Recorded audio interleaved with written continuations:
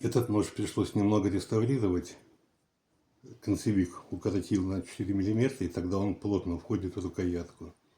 Плюс на рукоятке, в месте, где входит лезвие, была впадина, собиралась вода, остатки продуктов, поэтому дерево в нем как гнило. Все это завулканизировал, на концевике сделал зарубки. Теперь что будет надежно. Ну, говорит, так лет сотри еще блестки сюда, блестки маленькие. Поставил. Я слегка зачистил лезвие. Кончик был сломан. Я переточил. Ну и наточил, естественно.